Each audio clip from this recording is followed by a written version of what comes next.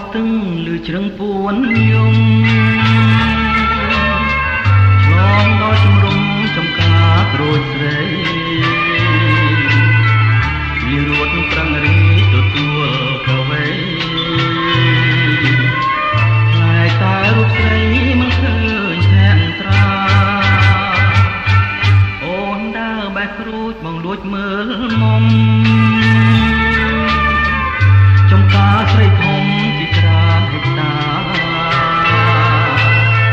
សាមកចំផ្លែសង្កែចេញកាដូចណាប់ចិនដាឲ្យជួបកវីតវត្តតាមក្រហមដាំងខ្ញុំការពីរូបមុំក្រពុំពេញវ័យអូនចង់ទឹកលើទៀនបង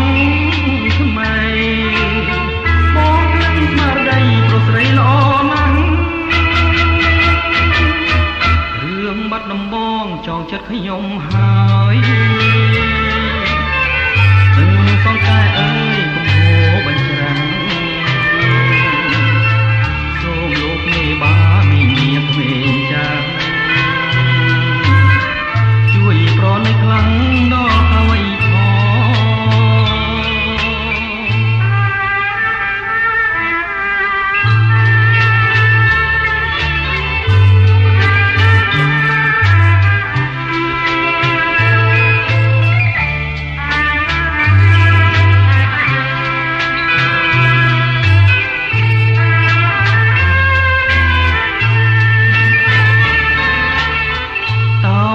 តាមក្រហម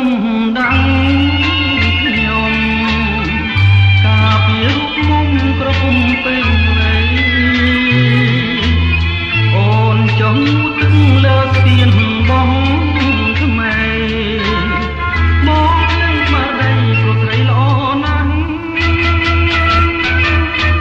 រឿងបាត់ដំបងចងចិត្តខ្ញុំហើយសង្កែអើយកំហូរបញ្ច្រាំងសូមលោកមេបា